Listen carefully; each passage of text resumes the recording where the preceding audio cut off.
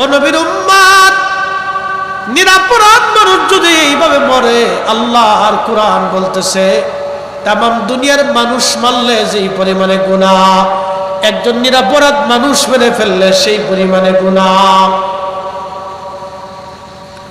এবার একটু চিন্তা করেন তো দেখি, একজন সাধারণ মানুষ, হিন্দু আর বৌদ্ধ খ্রিস্টান আর মুসলমান বলে কথা না, আল্লাহ বলছেন মান কতালান নাস,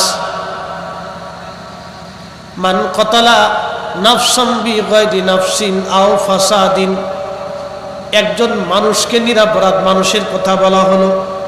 কে হিন্দু কে বৌদ্ধ এই কথা আল্লাহ বলেন নাই, আল্লাহ মানুষের কথা বলেছেন।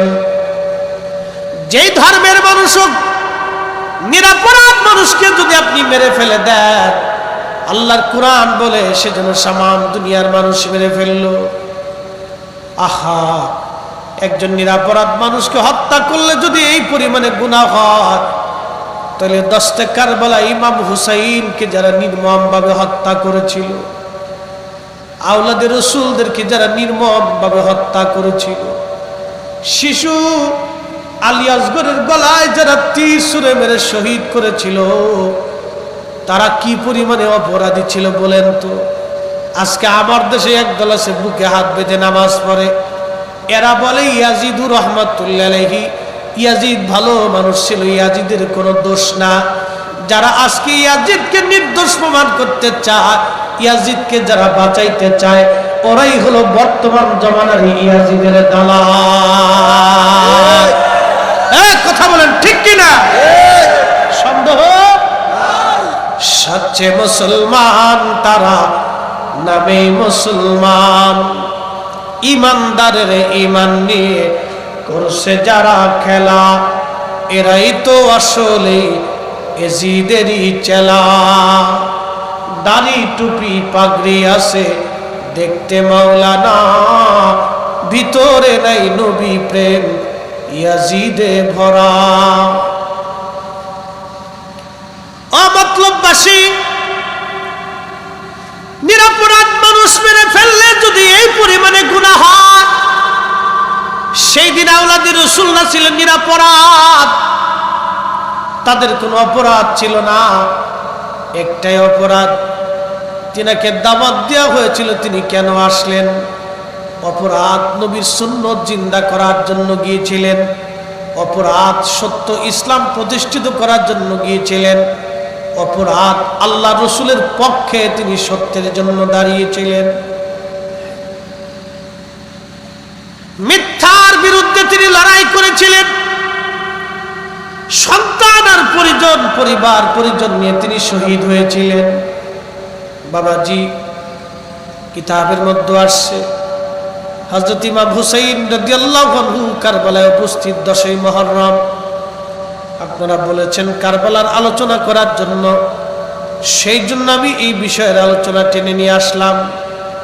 লম্বা বিরাট বড় ওয়াজ, যদি লম্বা প্রথম থেকে শেষ পর্যন্ত করি তো রাত শেষ হয়ে যাবে।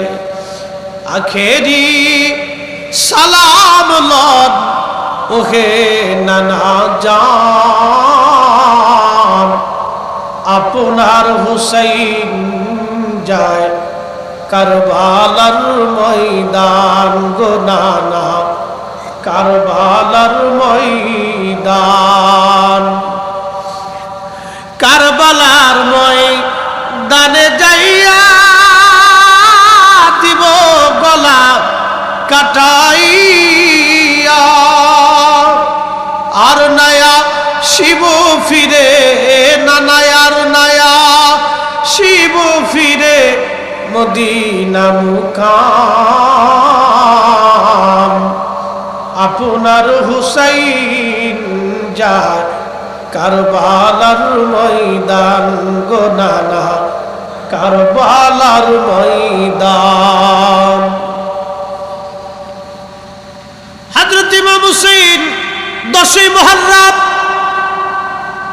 সন্ধ্যা ঘনিয়ে গেছে, এশার নামাজ পড়লেন তিনি। হযরত ইমাম জয়নুল আবিদিন বলেন, দুনিয়ার মানুষে একমাত্র বেঁচে যাওয়া পুরুষ সাক্ষী আমি ছিলাম। আমি অসুস্থ, উম্মে কুলসুমের কোলের মধ্যে মাথা দিয়ে আমি শুয়েছিলাম। আমি এতটাই বেমারি, বসতে পারতেছিলাম না, আমার গায়ে কোনো শক্তি ছিল না। আমি দেখলাম আব্বাজান সারা রাত্র ভরে নামাজ পড়তে পড়তে কাটায় দিলেন, সারা রাত্র দুয়ার মধ্যে কাটায় দিলেন। ও নবীর উম্মত, এই জায়গায় ইমাম হুসেন শহীদ হবে, এই কারবালা ইমাম হুসেন শহীদ হবে, এই কথা হযরত রাসূল খুদা আগে বলে দিয়ে গিয়েছিলেন। মুসনাদ আহমদে ইমাম আহমদ ইবনে হাম্বল রাহমাতুল্লাহ আলাইহি একটা হাদিসে কারিমা লেখেন, একটা ঘটনা লেখেন। হযরত আলী রাদিয়াল্লাহু আনহু তিনি সিফফিনের যুদ্ধে যাওয়ার সময় ওই কারবালার পাশ দিয়ে উনি যাচ্ছিলেন। হযরত আলী ওই রাস্তা দিয়ে যাওয়ার সময় কাফেলাকে বললেন, তোমরা দাঁড়াও। মজলিসে হাজার হাজার সাহাবী ছিল। হযরত আলী রাদিয়াল্লাহু আনহু উটের পিঠ থেকে তিনি নামলেন। উটের পিঠ থেকে নামার পরে হযরত আলী রাদিয়াল্লাহু আনহু ওই কারবালার মাঠে এক প্রকারের গাছ ছিল, এই গাছকে হানজাল গাছ বলা হয়। এই হানজাল গাছের পাশে গেলেন। যাওয়ার পরে হযরত আলী ওই হানজাল গাছের পাশে যাওয়ার পরে জায়নামাজ বিছাই দিলেন। বিছাইয়া হযরত আলী 2 রাকাত নামাজ আদায় করলেন। নামাজ শেষ করার পরে আলী দোয়া করে, আল্লাহ, তোমার মেহবুব, তোমার হাবিব বলেছে এই জমিনে, এইখানে যেখানে আমি জায়নামাজ বিছাইছি, এই হানজাল গাছের পাশে আমার হুসাইনকে এই উম্মতের নির্মমভাবে শহীদ করবে গো আল্লাহ। তোমার হাবিব বলছে, ইয়া রব, আমার হুসাইনের জন্য দোয়া করি, আল্লাহ এই সময় আমার হুসাইনকে ধৈর্য ধরার তৌফিক দিও আল্লাহ। আমার পরিবারের বহু মানুষ এইখানে শহীদ হবে আল্লাহ, তাদেরকে শাহাদাতের সময় ধৈর্য ধারণ করার তৌফিক দিও। এইভাবে দোয়া করলেন আলী। বাবা সন্তানের জন্য দোয়া করলেন। সাহাবীরা ঘিরে ধরলেন, আমিরুল মুমিনিন, আপনি কেন গো এই হানজাল গাছের পাশে আপনি নামাজ পড়লেন? ওগো খলিফাতুল মুসলিমিন, আবার আপনি এখানে দোয়া করলেন, ইমাম হুসাইন এইখানে শহীদ হবে, বিষয় বুঝলাম না। হযরত আলী ডেকে বলে, সাহাবীরা রে, আমি রাসূল কারীমের পবিত্র জবান থেকে শুনছি হুসাইন এই হানজাল গাছের পাশে কারবালার ময়দানে তাকে নির্মমভাবে শহীদ করা হবে। আমি যেইখানে জায়নামাজ বিছাইছি এইখানে আমার হুসাইন শহীদ হয়ে যাবে গো। এইখানে আমার হুসাইনকে নির্মমভাবে হত্যা করা হবে, এইখানে আমার পরিবার পরিজনদেরকে হত্যা করা হবে। আল্লাহ রাসূল বলছে, আল্লাহর নবী আমাকে ঠিকানা দিয়ে রাখছে, সাহাবীরা রে, তোমরা শোনো, তোমাদের শাহাদাতের পরে আসমানের নিচে জমিনের উপরে এদের মতো দামি শহীদ আর কোনোদিন হবে না। আমার হুসাইনের ডানে বামে পিছনে থেকে সেই দিন যারা জিহাদ করবে, মিথ্যার বিরুদ্ধে যারা দাঁড়াবে, আসমানের নিচে তারাই হবে সর্বশ্রেষ্ঠ শহীদ। সাহাবীদের শাহাদাতের পরে তারা দামি শহীদ হবে।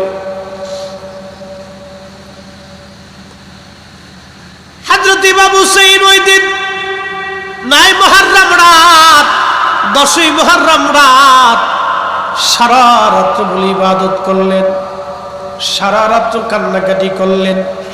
ফজরের নামাজের সময় ইমাম হুসাইন রাদিয়াল্লাহু আনহু ফজরের নামাজ পড়লেন জামাতের সাথে। 72 জন সঙ্গী মাত্র, মহিলা পুরুষ দেয়া মাত্র 100 জনের সদস্য। নামাজ শেষ করার পর আওলাদে রাসূল ইমাম হুসাইন রাদিয়াল্লাহু আনহু সাথীদেরকে বললেন, সাথীরা, আজকে আমাদের জীবনের শেষ দিন, 10ই মুহররম। রহমতের নানা বলেছেন এই জমিনে আমি শহীদ হয়ে যাব। আমার সাথীরা, বিদায় নাও আপনজনদের কাছ থেকে, প্রিয়জনদের কাছ থেকে চিরদিনের বিদায় নাও। আর কোনোদিন আমাদের জীবনের সূর্য উদয় হবে না। এই জমিন থেকে আমরা গাজী হয়ে ফিরবো না, এই জমিন আমি শহীদ হয়ে যাব গো। সবাই আপনজনদের কাছ থেকে বিদায় নিতে গেলেন। ইমাম হুসাইন রাদিয়াল্লাহু আনহু বিদায় নিতে গেলেন। বিদায় নিতে যাইয়া হযরত জয়নব রাদিয়াল্লাহু আনহা, হযরত সাকিনা রাদিয়াল্লাহু আনহা, হযরত শাহরবানু আর ইমাম জয়নুল আবিদিনের কাছে গেলেন। ইমাম জয়নুল আবিদিন বললেন, দুনিয়ার মানুষ, কারবালার বেঁচে যাওয়া একমাত্র সাক্ষী আমি। আব্বাজান আমার কাছে আসলেন, আমার চুমা খাইলেন, আদর করলেন। আমি উঠে বসতে চাইছিলাম, বসতে পারি না। আমি আব্বাজানকে বললাম, আব্বাজান, আমার ভাই ইমাম কাসেম এই ময়দানে ঘুমাইছে শহীদ হইয়া। আমার বড় ভাই আলী আকবর ঘুমায়। আব্বাজান, আপনি আমারে বিদায় দেন, আমি যুদ্ধের ময়দানে শহীদ হয়ে আসবো। ইমাম হুসাইন চোখের মুখে চুমু খেয়ে বলো, বাবা রে, নানার উম্মতের জন্য তোমার দুনিয়ার মধ্যে রেখে যাচ্ছি। আল্লাহ রাসূল বলেন, আল খেলাফাতু সালাসুনা সানা, খেলাফত 30 বছর থাকবে, এরপরে মুলকিয়াত আসবে, রাজা বাদশারা আসবে, দুনিয়ার ভিতরে জুলুম হবে, ইসলামী হুকুমত দুনিয়ার মধ্যে থাকবে না। 30 বছর খেলাফত থাকবে। ইমাম হুসাইন রাদিয়াল্লাহু আনহু, আহা, সেই দিন থেকে কতটা নির্মমভাবে শহীদ করা হয়েছিল। ইমাম জয়নুল আবিদিনকে আমি আমার নানার উম্মতের জন্য রেখে গেলাম, জয়নুল আবিদিন। এই জন্য ইমাম জয়নুল আবিদিনের ধারা অসংখ্য ওলি এই জমিনের মধ্যে আসছে। আরে অসংখ্য ওলিরা এই জমিনের ভিতরে দিন প্রচার করেছে। সেই কালেমার ঝান্ডা এই জমিনে আল্লাহর ওলিরা উড়িয়েছে। কথা বলেন ঠিক না ঠিক? আমরা যতই মনে করি আমরা অনেক কিছু করছি, কিছুই না।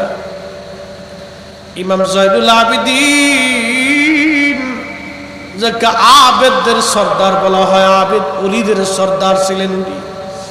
পৃথিবীর সব ওলিকে এক পাল্লায় দিবেন, ইমাম জয়নুল আবিদিনকে আর এক পাল্লায় দিবেন, জয়নুল আবিদিনের ওজনের সমান হবে না। উনি আবিদিন ওলিদের বাদশা ছিলেন। হযরত ইমাম জয়নুল আবিদিনের দিকে তাকে ইমাম হুসেন বললেন, বাবা রে, নানার উম্মতের জন্য তোমারে রেখে গেলাম, ধৈর্য ধরবে বাবা। সন্তানকে বুকের মধ্যে ধরে আদর করলেন, তাওয়াজ্জুহ ইত্তেহাদি প্রয়োগ করলেন। সন্তানকে রাসূল কারীমের পক্ষ থেকে যে সিনার মধ্যে এলেম ছিল, এই এলেমটা ইমাম জয়নুল আবিদিনকে দিয়ে গেলেন। জয়নবকে কাছে ডাকলেন।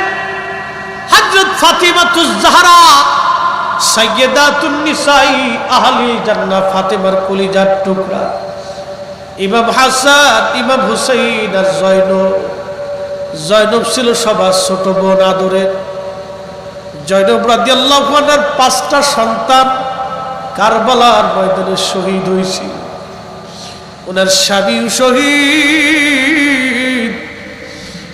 ইমাম হুসাইন জয়নবের কাছে যা বলেন, বোন রে, আমার কাছে বিদায় দিয়ে দাও, কোনদিন দুনিয়াতে আর দেখা হবে। কঠিন সময়ে বোন ভাইয়ের বুকের মধ্যে মাথা ঠেকায়া চোখের পানি ফেলে ফেলে কাঁদতেছিল। ইমাম হুসাইন ডাক দিয়ে বলেন, জয়নব রে, আমি বিদায় নিচ্ছি তোমাদের কাছ থেকে। জয়নব কেঁদে বললেন, ভাইজান, বাবা হারাইছি, মা হারাইছি, বড় ভাই হারাইছি। ওরা আমার আব্বা জন্য শহীদ করছে, আমার বড় ভাইকে বিষ প্রয়োগ করে শহীদ করছে। আপনাকে শহীদ করার জন্য এই কারবালা পর্যন্ত দাওয়াত করে ওরা নিয়ে আসছে। আমার 5টা সন্তান এই ময়দানে শহীদ, আমার স্বামী এই ময়দানের মধ্যে শহীদ হয়ে আছে। ভাইজান, মনে বড় দুঃখ, আপনি আমার কাছ থেকে চিরদিনের জন্য বিদায় নিচ্ছেন। চলেই তো যাবেন, কার কাছে আমাদেরকে রেখে যাচ্ছেন বলে দিয়ে যান। ইমাম হুসাইন ডাক দেয় বলে, জয়নব রে, আল্লাহর আমানতে তোমাদেরকে রেখে যাচ্ছি। হাসবুনাল্লাহু নি'মাল ওয়াকিল, নি'মাল মাওলা ওয়া নি'মান নাসির। আল্লাহ তোমাদের জন্য যথেষ্ট। আল্লাহ তোমাদের জন্য গায়বী মদদ দিয়ে সাহায্য পাঠাবে রে জয়নব। তবে অপেক্ষা করো, আমার শাহাদাতের পরে ওরা আমাকে নির্মমভাবে অত্যাচার করবে, আমার শরীরের উপর দিয়ে ঘোড়া দাবড়াবে। জয়নব রে শুনিয়ারা, ও জয়নব, যখন আমার শরীর উপর দিয়ে ঘোড়া দাবড়াইবে, আমার সখিনা, আমার কন্যা কলিজার টুকরা মেয়েরা বাবারে বেশি ভালোবাসে। জয়নব রে, আমার সখিনারে আমার লাশের কাছে যাইতে দিবি না, তোরা মাতম করবি না, তোরা মাতম করবি না, চুল ছিড়বি না, কাপড় ছিড়বি না, বুক চাপড়াবি না। এটা আমার নানা রহমতের নবীর নিষেধ আছে। আমি শহীদ হয়ে যাওয়ার পরে জয়নব, আমার জয়নুল আবেদিনকে সন্তানের মতো পালন করবি। জয়নব রে, জীবনের শেষ ওসিয়ত বলেন ভাইজান, কি বলতে চান? জীবনের শেষ ওসিয়ত, যদি কোনোদিন মদিনায় যাওয়ার সুযোগ হয় রে জয়নব, দুনিয়ার কোন রাজা বাচ্চার কাছে আমরা 3 দিন ক্ষুধার্ত, 3 দিন পানি তৃষ্ণায় কলিজা আমাদের শুকায় গেছে রে জয়নব। আমার কোলের মধ্যে আমার শিশু আলী আসগর কোরা নির্মমভাবে শহীদ করছে। আমার আসগরকে আমার কোলের মধ্যে শহীদ করছে, পানি দেয় নাই। দুনিয়ার কোন রাজা বাচ্চার কাছে বিচার নিয়ে যাবি না। জয়নব রে, যদি কোনদিন মদিনা যাওয়ার সুযোগ হয় রে জয়নব, পৃথিবীর কারো কাছে বলবি না আমার নানা রহমাতুল লিল আলামিনের রওজা মুবারকে দাঁড়ায় দাঁড়ায় দাঁড়িয়ে জানাইবি।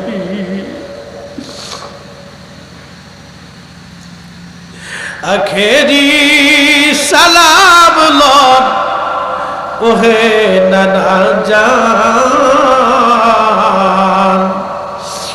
আপনার হুসাইন যায় কারবালার ময়দান গো নানা, কারবালার ময়দান,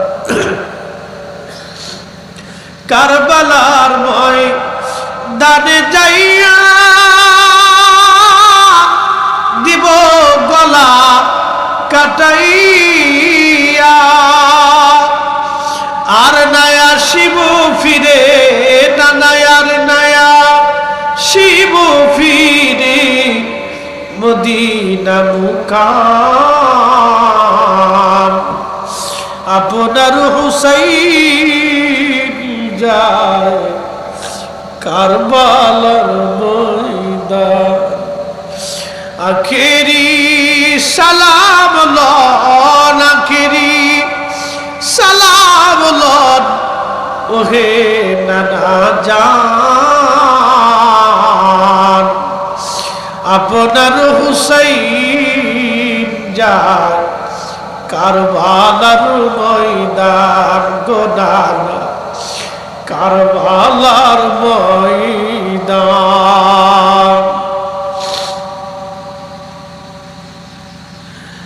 মতলবের মুসলমান, আহা সেই দিনটা কত কঠিন। হযরত জয়নব রাদিয়াল্লাহু আনহু বল, জয়নব রে, নানা রওজার পাশে দাঁড়ায় দাঁড়ায় 3 দিনের কষ্টের কথাগুলি বলবি, দুনিয়ার কোন রাজা বাচ্চার কাছে যাবি না। কিতাবের মধ্যে আসছে হযরত জয়নব যেদিন মদিনায় গিয়েছিলেন, ইমাম জয়নুল আবেদিন রওজা শরীফের পাশে দাঁড়াইলেন। জয়নব রাদিয়াল্লাহু আনহা একটু দূরে বুরকা আবৃত করে পর্দা করে তিনি বসে আছেন। ইমাম জয়নুল আবেদিন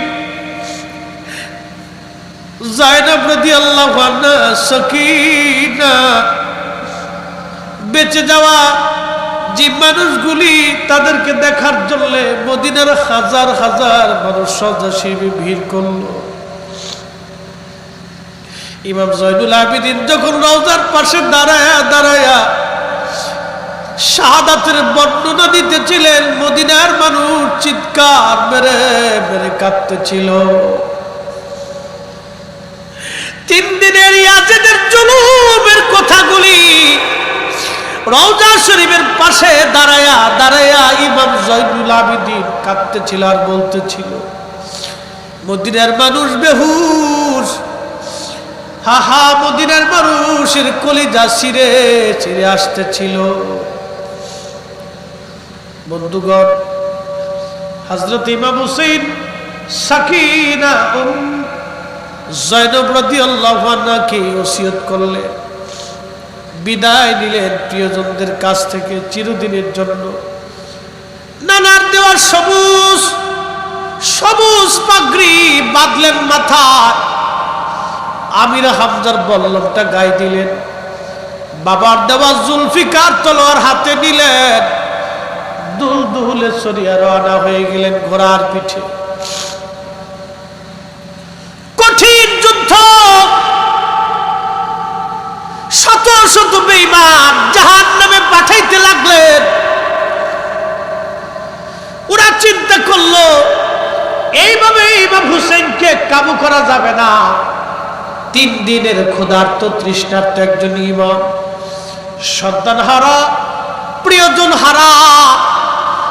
কিতাবের মধ্যে ইমাম ইবনে কাসির আল বাদার মধ্যে লেখেন 33টি তীর ওনার পুরা শরীর থেকে ঝাঁঝরা করে ফেলেছিল। 133টা তীর পুরা শরীরের মধ্যে ছিল লাগানো। 21টা বর্ষার আঘাত, 33টা তলোয়ারের আঘাত ওনার পুরা শরীরটাকে ঝাঁঝরা করে ফেলেছিল। শেষ সময় একটা তীর কপাল বরাবর এসে লাগলো। এই তীরটা এতটাই সজোরে আঘাত করেছিল কপালের মধ্যে, তীরটা মাথার ভিতরে মগজের মধ্যে ঢুকে পড়েছিল। ইমাম হুসাইন ঘোড়ার উপর থেকে পড়ে গেলেন। তিনি সীমা গলার মধ্যে চেপে ধরছে, বুকের মধ্যে বসে গলার মধ্যে তলোয়ার চেপে ধরছে সীমা। ইমাম হুসাইন রাদিয়াল্লাহু আনহু ডাক দিয়ে বলেন, সীমার রে, তুই সেই কালো ডোরা কাটা কুকুর রহমতের নানা 50 বছর আগে বলেছিল। সীমার 50 বছর আগে আমার নানা রহমতের নবী বলেছিল, হুসাইন আমি স্বপ্ন দেখছি তোমার গায়ের মধ্যে একটা কালো ডোরা কাটা কুকুর তোমার রক্তের মধ্যে মুখ লাগাইছে। সীমার ছিল কালো ডোরা কাটা,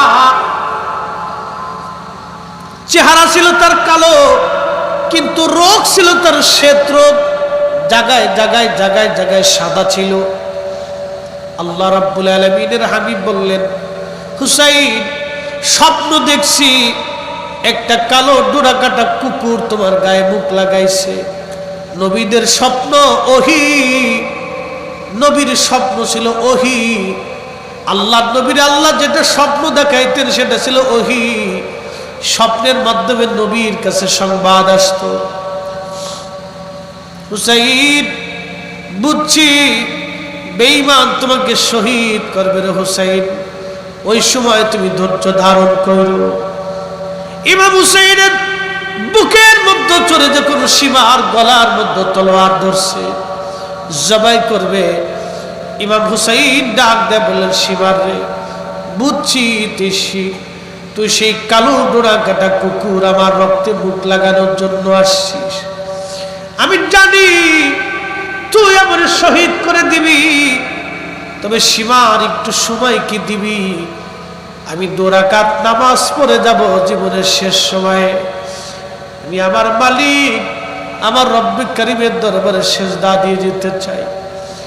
শরীর থেকে রক্ত ঝরতেছে। ইমাম হুসাইন রাদিয়াল্লাহু আনহু নামাজে দাঁড়ায় গেলেন। আল্লাহ কোরআনে বলে, ইয়া আইয়ুহাল্লাযীনা আমানুস্তাঈনু বিস-সাবরি ওয়াস-সালাহ। ইন্নাল্লাহা মা'আস-সাবিরিন। কোরআনে আল্লাহ বলেন, হে ঈমানদারেরা, তোমরা সালাতের মাধ্যমে, নামাজের মাধ্যমে তোমরা আমার কাছে সাহায্য চাও এবং ধৈর্যের মাধ্যমে তোমরা আমার কাছে সাহায্য চাও। ইন্নাল্লাহা মা'আস-সাবিরিন। নিশ্চয় আমার মালিক মাওলা আল্লাহ সবরকারীদের সাথে আছেন। একটা বিষয় খেয়াল করেন, ইমাম হুসাইনের মতো এত বড় ধৈর্যশীল পৃথিবীতে কি আছে? বাবার চোখের সামনে কলিজার সন্তানরা শহীদ হয়েছে, বাবার চোখের সামনে সন্তান শহীদ হয়েছে। পৃথিবীর কোন বাবা সবর করতে পারে না যেটা ইমাম হুসাইন রাদিয়াল্লাহু আনহু করেছিলেন?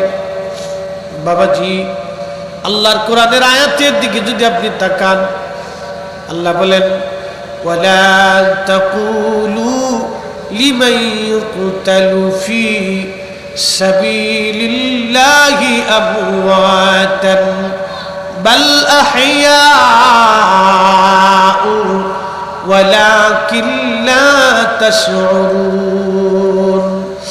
আমওয়াতুন বাল আহইয়াউ ওয়ালাকিন লা তাশউরুন। আল্লাহ কোরআনে বললেন, আমি আল্লাহর পথে যারা জীবন দেয় তোমরা তাদেরকে মরা মনে করিও না, তারা জিন্দা, তারা জিন্দা, তারা জিন্দা। একবার চিৎকার মেরে বলা যাবে কি সুবহানাল্লাহ? আল্লাহুম্মা সাল্লি। হ্যাঁ, জবান খুলে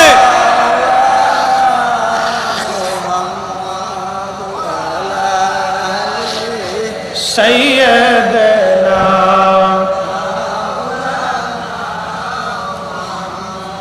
আমরা অধম গুনাহগার গো, নবী আপনাই চিনলাম না, সেই কারণে রোজ হাসরে আমাদেরকে ভুলেন না। আল্লাহুম্মা সাল্লি আলা। হ্যাঁ, জবান খুলে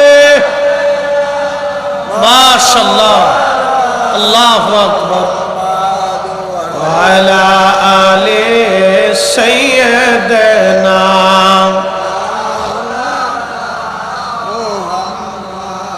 তুমি মোদের আশার আলো, তাই তো তোমায় বাসি ভালো।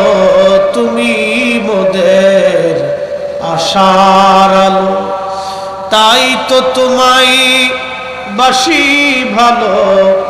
হৃদয় নামের ফুলদানিতে, হৃদয় নামের ফুলদানিতে গেঁথে রেখেছি প্রেমের মালা। ইয়া রাসূলুল্লাহ, ইয়া হাবিবাল্লাহ। বলেন, ইয়া রাসূলুল্লাহ, ইয়া হাবিবাল্লাহ, ইয়া রাসূলুল্লাহ।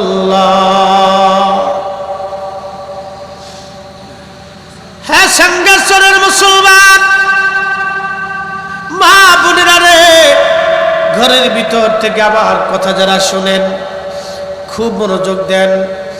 আল্লাহ বলেন, আমি আল্লাহর পথে যারা জীবন দেয় তাদেরকে তোমরা মরা মনে করিও না, তারা জিন্দা, জিন্দা।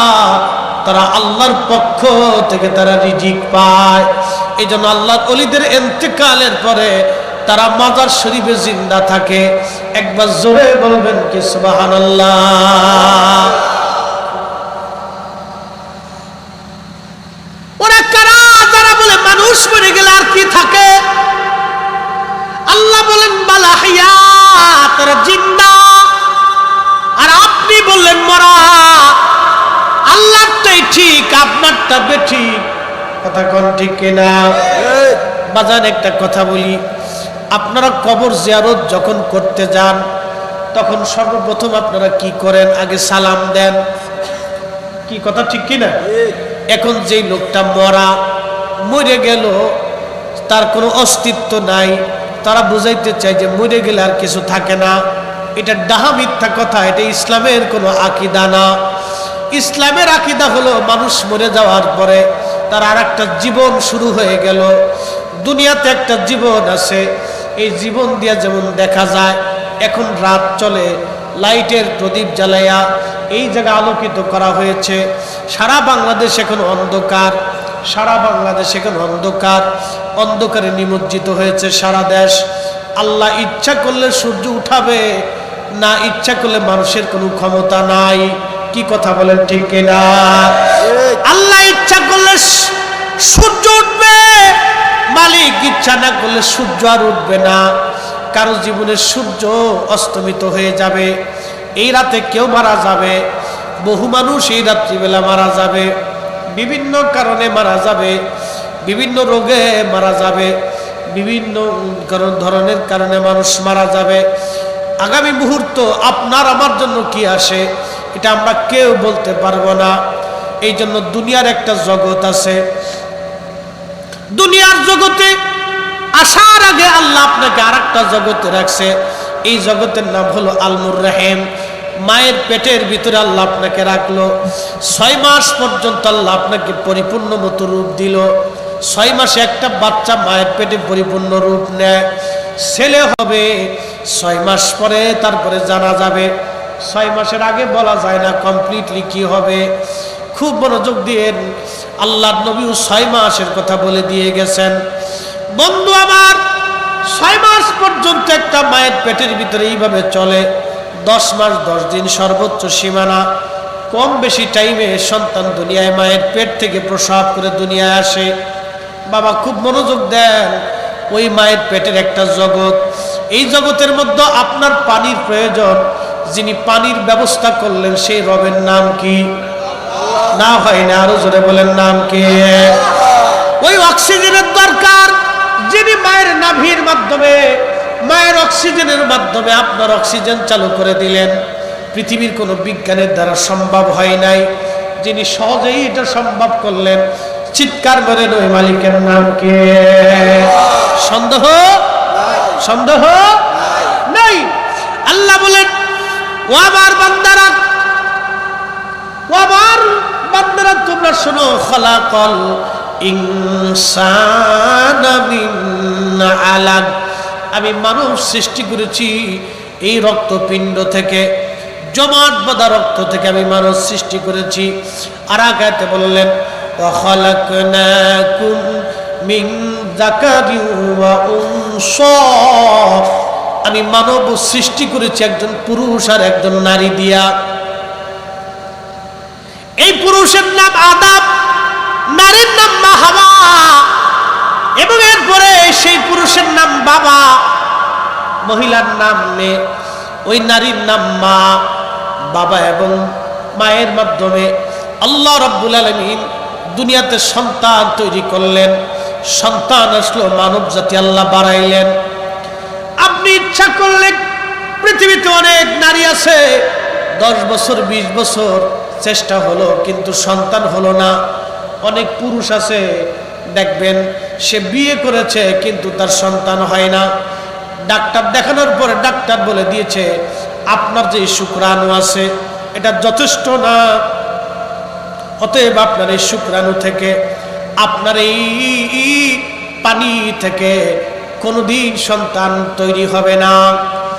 পুরুষের জন্য আল্লাহ একবারে কেটে দিলেন, নারীর জন্য কেটে দিলেন।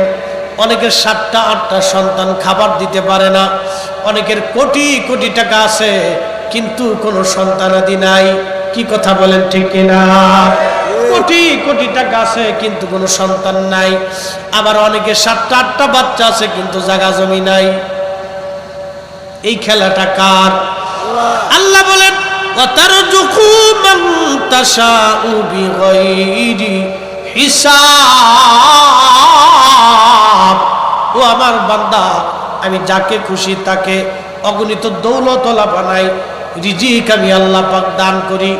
আপনি ইচ্ছা করলে রিজিক পাবেন না, ইচ্ছা করলে কোটি কোটি টাকার মালিক হতে পারবেন না। আল্লাহ আপনাকে দয়া করে যদি রিজিকওয়ালা বানান তো রিজিকওয়ালা হবেন, সন্তানওয়ালা বানান সন্তানওয়ালা হবেন। বন্ধু আমার খুব মনোযোগ দিয়ে, আমার আল্লাহ রাব্বুল আলামিন এইভাবে পৃথিবীতে মানব জাতি তৈরি করলেন, একজন পুরুষ আর একজন মহিলা দিয়া। আচ্ছা আপনারা বলেন, মায়ের পেটের ভিতরে সন্তান আল্লাহ পাক তৈরি করলেন, আপনার রক্ত যা যা প্রয়োজন আল্লাহ সব দিলেন। বনি ইসরায়েলের একজন আল্লাহর বান্দা 99 জন একজন মানুষকে হত্যা করলো, 99 জন নিরপরাধ মানুষ মেরে ফেললো। তাহলে এই লোকটা কি পরিমাণে দাগি আসামি ছিল এবার বুঝেন। 99 জন মানুষ মেরে ফেলে দেওয়ার পরে এই লোকটার অন্তরের ভিতরে আল্লাহর ভয় ঢুকে গেল। আল্লাহ, এতজন মানুষ আমি মেরে ফেললাম, হায় আফসোস, আমার কি উপায় হবে?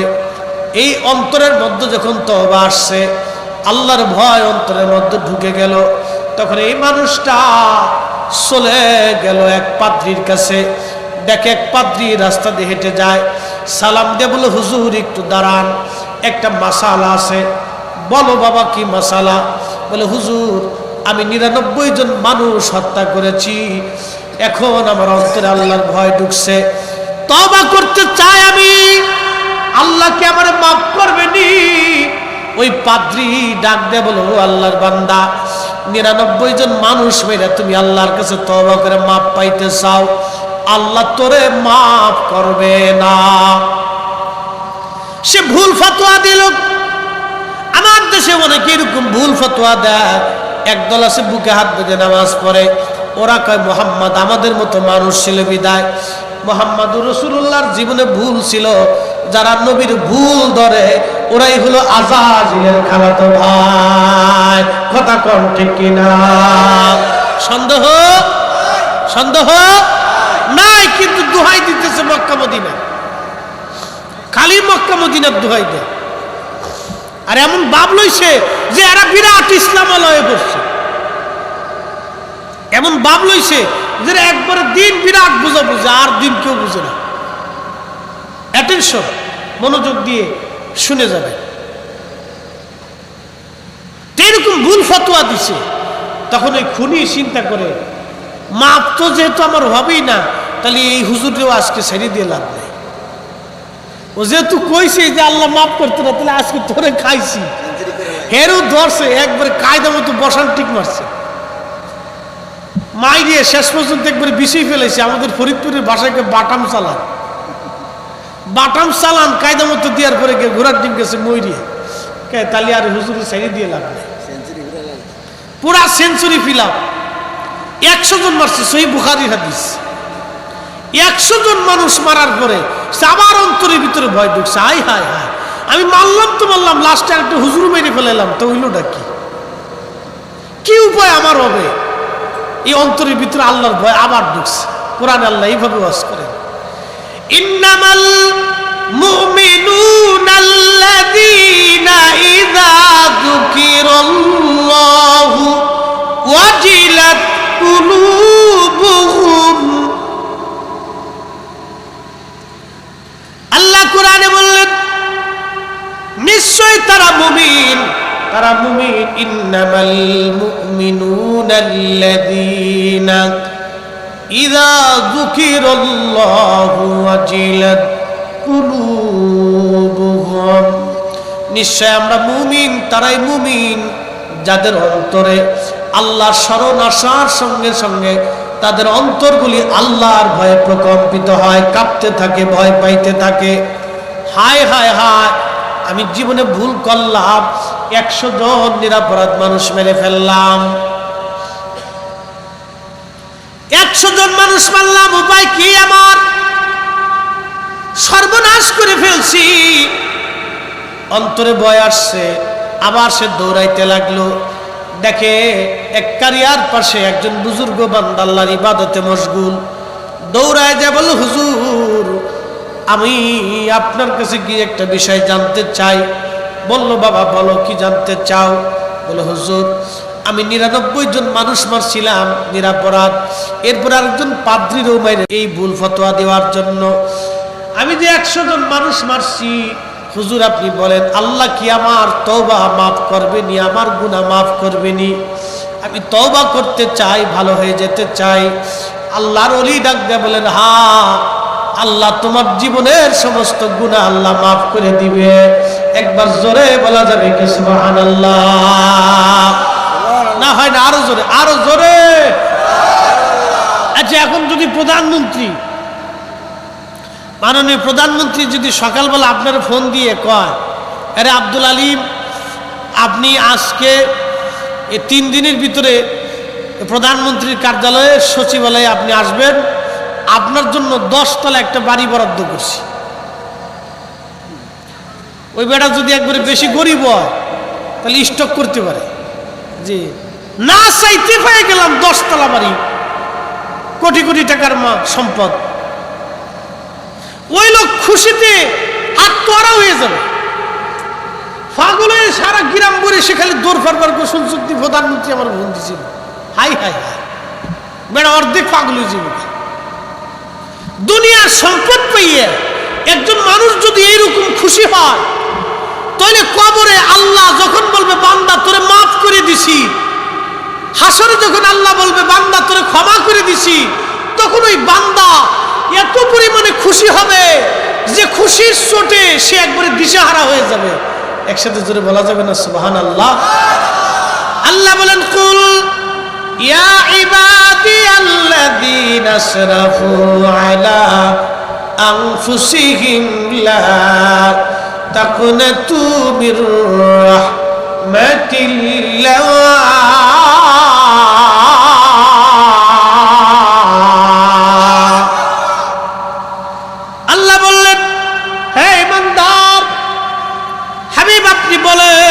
আমার বান্দারা, তোমার নিজের নফসের সাথে যতই জুলুম করো, তুমি অহুত পরিমাণে গুনাহ করছো, গুনাহ করে করে আসমান জমিন তুমি ভরে ফেলছো।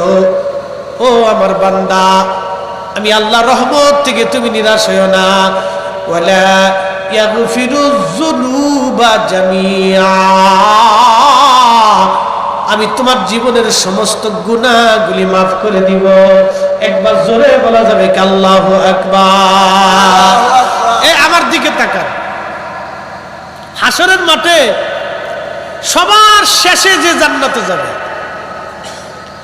জাহান্নাম থেকে সবার শেষে যারে জান্নাতে নেওয়া হবে, নবীজি বলেন উম্মতেরা আমি তারে চিনি। সবার শেষে কে জান্নাতে যাবে?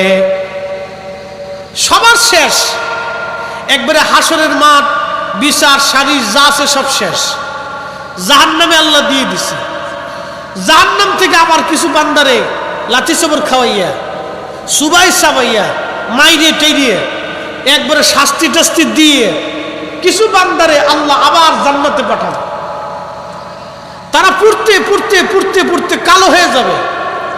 পড়তে পড়তে যখন কালো হয়ে যাবে, তখন তাদেরকে জান্নাতে নিয়ে তাসনিম নদীর পানি দিয়ে গোসল করানোর সাথে সাথে তাদের চেহারা 14 পূর্ণিমা রাতের মতো উজ্জ্বল হয়ে নুরানি হয়ে যাবে। একবারে নুরানি হয়ে যাবে তাদের চেহারা, এত সুন্দর হয়ে যাবে। তো সবার শেষে যিনি জান্নাত থেকে জাহান্নাম থেকে জান্নাতে যাবে, একবারে শেষ, এরপরে আর কেউ জাহান্নাম থেকে জান্নাতে যাবে না। আল্লাহ বললেন ইন্নাল্লাযীনা কাফারু মিন আহলিল কিতাবি ওয়াল মুশরিকিনা ফি নারি জাহান্নাম খালিদিনা ফিহা। আল্লাহ বললেন নিশ্চয় যারা কাফির, আহলে কিতাব এবং মুশরিক, আল্লাহ বলেন তাদের জন্য চিরস্থায়ী জাহান্নাম। ওই জাহান্নাম থেকে কোনোদিন তারা বের হইতে পারবে না।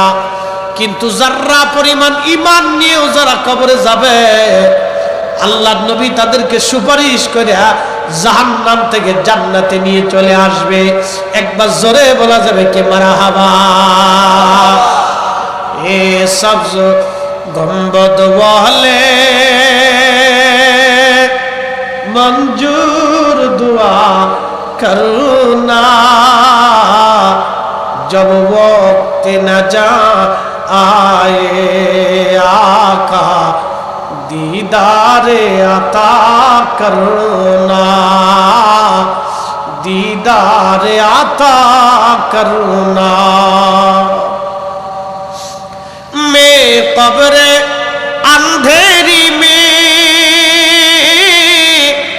घबराऊंगा जब तन्हा इमदाद मेरी करने आज़ान रसूल अल्लाह इमदाद मेरी करने आज़ान रसूल अल्लाह रोशन मेरी तुर्बत को लिल्लाह जरा करुणा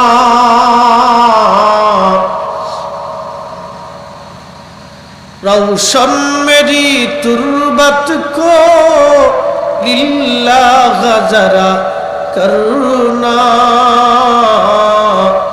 ए सब्ज गुंबद वाले मंजूर दुआ करुणा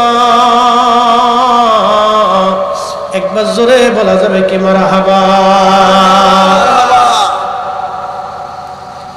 ओ नबीर उम्मत সবার শেষে যিনি জাহান্নাম থেকে বের হয়ে আসবে নবীজি বলতেছেন আমি তার চিনি সে জাহান্নাম থেকে বের হয়ে আসার পরে আল্লাহ পাক তাকে সামনে বসাবে ফেরেশতারা উপস্থিত হবে তখন আল্লাহ তারে বলবো ও বান্দা তুমি তো জীবনে এই গুনাহ করছো বান্দা কবে হা করছি তুমি এটা করছো বলে হা করছি এটা করছো বলে হা করছি এই গুনাহ করছো বলে হা করছি আল্লাহ তখন ডাক দেবে বান্দা আমি যে ওয়াদা করেছিলাম আমার রহমত থেকে তোমরা নিরাশ হয়ো না আজকে তোমার জাহান্নামের মধ্যে পোড়াইছি লাথি সবর মারছি ফিডাটা দিছি ফেরেশতারা তোমারে মারছে তাও 1 আর 2 বছর না লক্ষ লক্ষ কোটি কোটি বছর তুমি মারধর খাইছো মারধর খাইয়া আযাব শাস্তি ভোগ করে এখন তোমার আমি আল্লাহ মাফ করে দিতেছি ও বান্দা তুমি যা গুনাহ করছিলা এই সব গুনাহগুলি আমি আল্লাহ তোমাকে নেকিতে পরিপূর্ণ করে দিলাম জোরে কোন সুবহানাল্লাহ মানে তুমি যা গুনাহ করছিলে এই গুনারে আমি আল্লাহ নেকি বানাই দিছি সুবহানাল্লাহ তখন এই বান্দা কত বড় চালাক দেখেন এটা বাঙালি কিনা আমি জানি না হেতাই কি কয় জানেননি কয় আল্লাহ আমি তো আরো গুনাহ করছিলাম হেতাকু আল্লাহ নবী কথা শুনে হাসির একটা দিছে রাসূল কারীমের দাঁত বের হয়ে গেছে সাহাবা একরাম কি রাসূলুল্লাহ হাসেন কেন কই এই বান্দার কথা শুনে আমি হাসতেছি সে কিয়ামতের মাঠে আল্লাহরে কবে আল্লাহ আমি তো আরো কাম কুকাম করছিলাম হেতাকু তুমি হেতারে যে তো সওয়াব বানাই দিতেছো তাহলে আমি যে আরো গুনাহ করছিলাম হেতাকু আল্লাহ আমি চিন্তা করতেছি এই লোকটা কি বাঙালি কিনা আল্লাহই জানে কারণ বাঙালি তো খুব চালাক এরা সুবিধাবাদ জিন্দাবাদ আল্লাহ নবী হেসে দিলেন নবীজি হেসে হেসে বলতেছে সাহাবীরা রে এই লোকটার জীবনের সমস্ত গুনাহকে আল্লাহ নেকিতে পরিপূর্ণ কইরা আমার আল্লাহ তার জান্নাতি বানাই দিবে একসাথে জোরে বলা যাবে কি আল্লাহু আকবার জবান খুলে কিছু সময় আল্লাহ জিকির করে আল্লাহ আল্লাহ আল্লাহ আল্লাহ আল্লাহ আল্লাহ আল্লাহ আল্লাহ আল্লাহ আল্লাহ আল্লাহ আল্লাহ হুরে মন আল্লাহ কর জপনা আল্লাহ আল্লাহ আল্লাহ আল্লাহ আল্লাহ আল্লাহ আল্লাহ আল্লাহ আল্লাহ আল্লাহর নামটি না জপিলে দিল তো জিন্দা হইবে না আল্লাহ আল্লাহ হুরে মন আল্লাহ কর জপনা আল্লাহ আল্লাহ আল্লাহ আল্লাহ আল্লাহ আল্লাহ আল্লাহ আল্লাহ আল্লাহ আল্লাহ তাসবিহ কওতরুলা তাজিকিরে লাইছে মাথা নয়ন খুইলা দেখো না আল্লাহ হু আল্লাহ হুরে মন আল্লাহ কর জপনা আল্লাহ আল্লাহ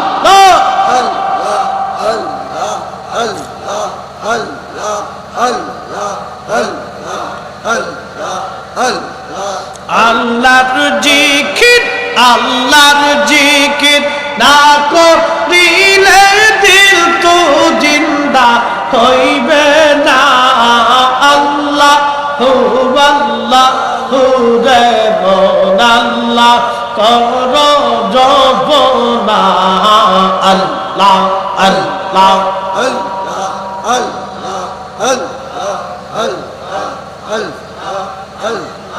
আল্লাহ আল্লাহ আসমান জমিন গ্রহ তারা আল্লাহর জিকির করে তারা আসমান জমিন গ্রহ তারা আল্লাহর জিকির করে তারা মানুষ হইয়া তোমরা কেন আল্লাহর জিকির করো না আল্লাহ হু আল্লাহ হুরে মন আল্লাহ কর জপনা আল্লাহ আল্লাহ আল্লাহ আল্লাহ আল্লাহ আল্লাহ আল্লাহ আল্লাহ আল্লাহর জিকির আল্লাহর জিকির না করিলে দিল তো জিন্দা হইবে না আল্লাহ হু আল্লাহ হুরে মন আল্লাহ কর জপনা আল্লাহ আল্লাহ সব যাইতে হবে ভেবে কেন ভাবনা আইস ভাবে যাইতে হবে ভেবে কেন ভাবনা দম ফরিদি আদম ফরিদি ভেবে বলে আল্লাহর জিকির ভুইল না আল্লাহ হু আল্লাহ রে মন আল্লাহ কর জপনা আল্লাহ আল্লাহ আল্লাহ আল্লাহ আল্লাহ আল্লাহ আল্লাহ আল্লাহ আল্লাহ আল্লাহ আল্লাহর জিকির আল্লাহর জিকির না করিলে দিল তো জিন্দা হইবে না আল্লাহর জিকির না করিলে দিল তো জিন্দা হইবে না আল্লাহ হু আল্লাহ হুরে মন আল্লাহ কর জপনা আল্লাহ আল্লাহ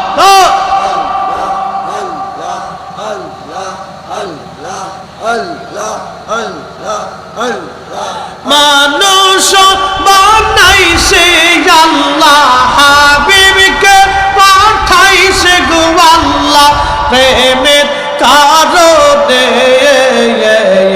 প্রেমের ডোরে বান্দরে মা দিদার সহনে আল্লাহ আল্লাহ আল্লাহ আল্লাহ আল্লাহ আল্লাহ হাবিবকে পাঠাইছে গো আল্লাহ হাবিবকে পাঠাইছে গো আল্লাহ প্রেমের কারণে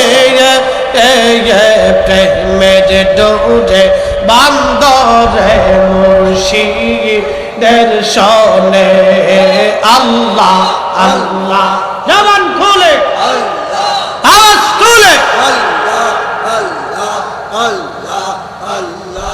আল্লাহ বানাইলেন আসমান জমিন আর বানাইছেন রাত রোজার দিন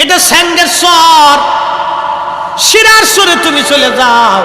ওইখানে গেলে আল্লাহর কিছু আবেদ বান্দা আছে, তাদের সোহবতে বৈশা তুমি তওবা করো তাদের সাথে, দেখো আল্লাহ তোমার জীবনের গুনাহ মাফ করে দিবে। সুবহানাল্লাহ বলা যাবে? সুবহানাল্লাহ। কষ্ট হইতেছে আপনাদের? রাত 1:45 বাজে, অসুবিধা নেই। কেমনে যে 1:45 বাজছে আমি নিজেও জানি না। আল্লাহু আকবার। আমি এই 5-7 মিনিটের ভিতর ছেড়ে দিচ্ছি, মনোযোগ দেন। এই আল্লাহর বান্দা তখন ওই অলির বাড়ির দিকে দৌড় দিচ্ছে। দৌড় দিলে কি হবে? মরণ, মৃত্যু দূত আজরাইল আলাইহিস সালাম এসে গেছে।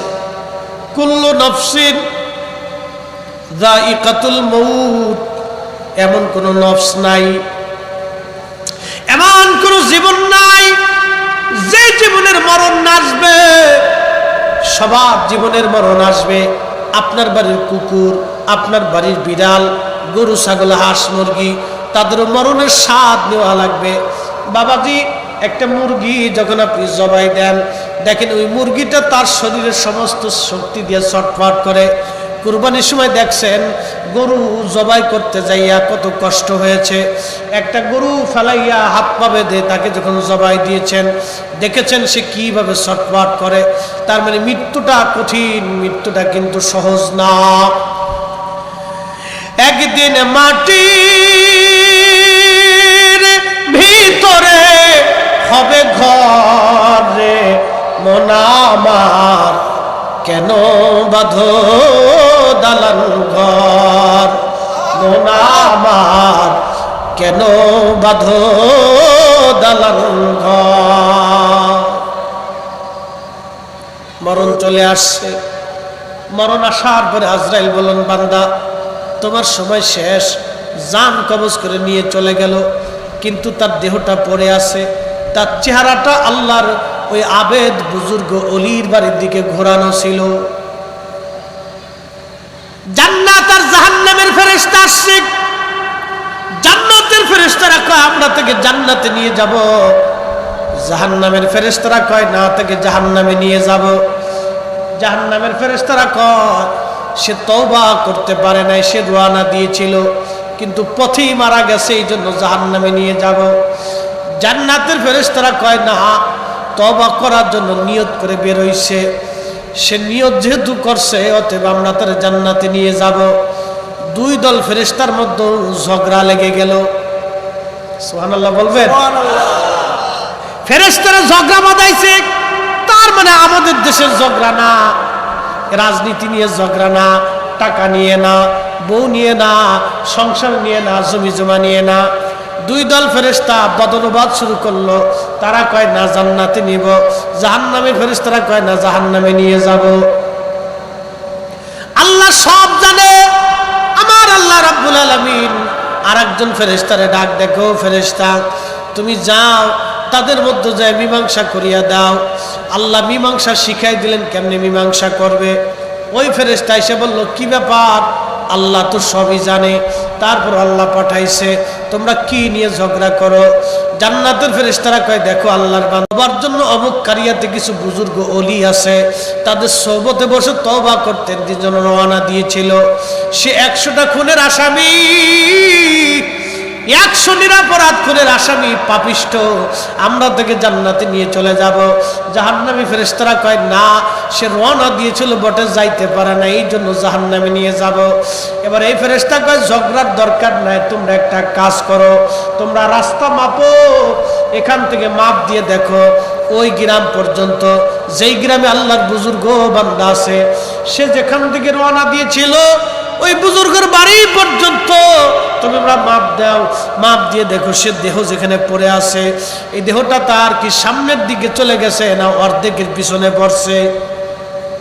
ফেরেশতারা মাপ দিয়ে দেখে আল্লাহর বান্দা অর্ধেকের পিছনে পড়ে গেছে।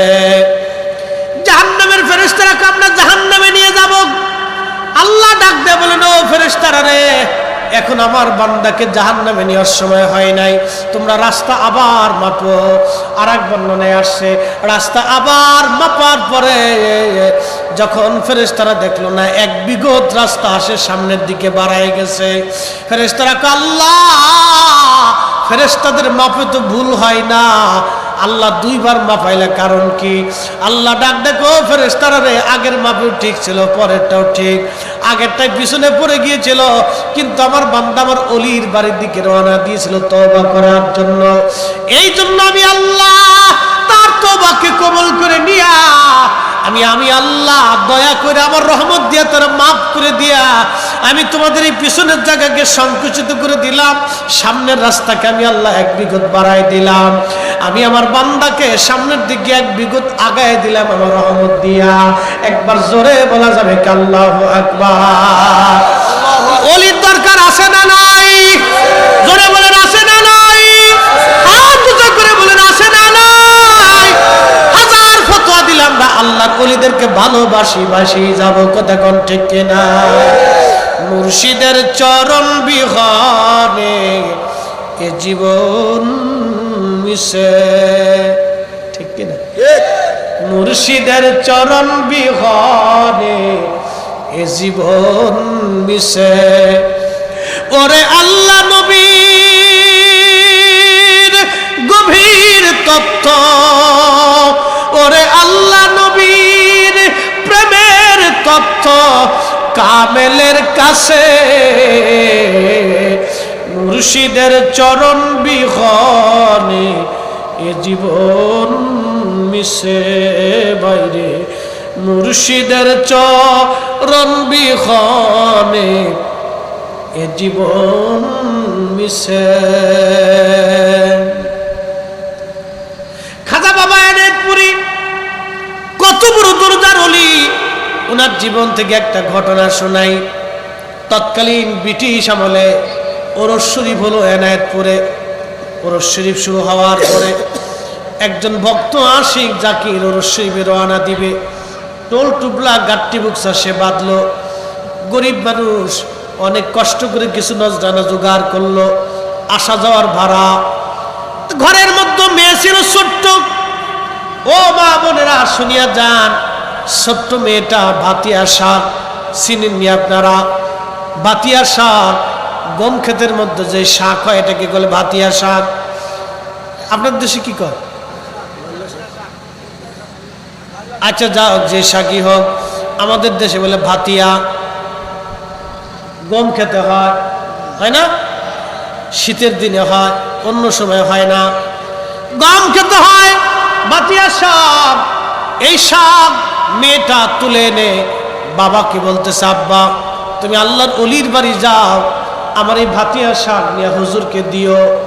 দেখেন মেয়েটা ছোট্ট বালিকা, কলিজার ভিতর থেকে আল্লাহর অলিকে ভালোবাসে। আহা, মেয়েটা এই কথা বলার পরে বাবা চিন্তা করলো আমার মেয়েটা পাগলি, কয় কি লক্ষ লক্ষ মানুষ আসবে যার বাড়ি, কত ধরনের নজরানা দিবে হুজুরকে, আর তোমার এই ভাতিয়া শাক, এই শাক নিয়ে আমি হুজুরকে দিব, আমার কি পাগলে পাইছে? বাবা ধমক দিলেন না, এইগুলি নেওয়া যাবে না। মেয়েটা নাসর বান্দি চিন্তা করলো না, আমি আল্লাহর ওলির শাক দিতে চাইছি। মেয়েটা ওই ব্যাগের পকেটের ভিতরে এক কোনায় লুকায় রাখছে। বাজান আল্লাহর ওলি খাজা বাবা এনায়েতপুরী রহমাতুল্লাহের রাডারে ধরা পড়ে গেছে। একবার জোরে বলবেন কি মারহাবা? দয়াল জারি ইচ্ছা তার দিয়া মিলাই প্রেমের মেলা। কি ঘুমাইছে?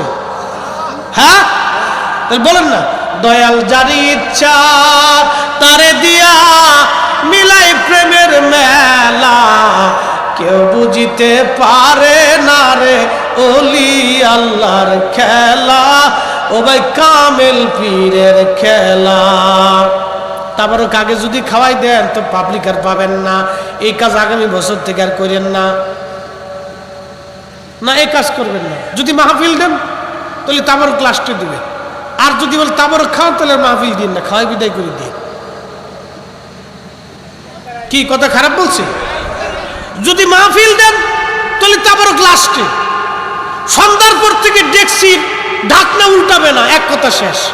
আর যদি না মানুষ খাবেন তাহলে মাহফিলে ওয়াজ টস দিন না, খাওয়াইটা বিদায় করে দিন। এত যদি মানুষ খাওয়ানোর শখ থাকে তাহলে বিদায় করে দিবেন খাওয়ায়, তাহলে আর মাহফিল দিন ওয়াজ নসিহত করে আলেম ওলামার দাওয়াত করে নেন। কি কথা ঠিক কিনা? এগুলি করবেন না ভবিষ্যতে, আমি দয়া করে এটা অনুরোধ করে যাব, এটা অনুরোধ আপনাদের কাছে, এগুলি করবেন, তাহলে আর মাহফিল দিয়ে লাভ নেই। মানুষ খাইয়ে ঠেয়ে চিন্তা করলে যদি খাওয়ান পেয়ে গেছি, নগদটা পাইছে, তাহলে বাকিটার দরকার নেই, যাই গিয়া খরচা হয়েছে না, তাহলে অনেক খরচ আছে না, তাহলে দরকারটা কি আমার? আমি যদি খাওয়াবই তাহলে এটার দরকার নেই, খাওয়াটাই দেন না। মহিষ একটা জবাই দিয়ে, গরু একটা মেরে দিয়ে একবার খালি খাওয়া, সকাল থেকে সন্ধ্যা পর্যন্ত, সন্ধ্যা থেকে সকাল পর্যন্ত খাওয়া, তো শেষ। তো এই জন্য আমি এই অনুরোধটা করব, আগামী বছর মাহফিল হবে, কিন্তু খাবার একবারে মাহফিল শেষে আখিরি মোনাজাতের পরে, সন্ধ্যা থেকে কোনো ডেক্সি মেক্সি উল্টাবে না, দিনেও কোনো গ্রামবাসী খাবার টাবার দিবেন না, একবারে কাট ক্লিয়ার। লাস্টে গরু মোষ ছাগল ভেড়া যাই জবাই দেন তবরক দিয়ে লাস্টে একবারে শেষে আপনারা মেহমানদারি করবেন, কারণ এই খাবারটা তো আপনারা মেহমানদের জন্যই করবেন।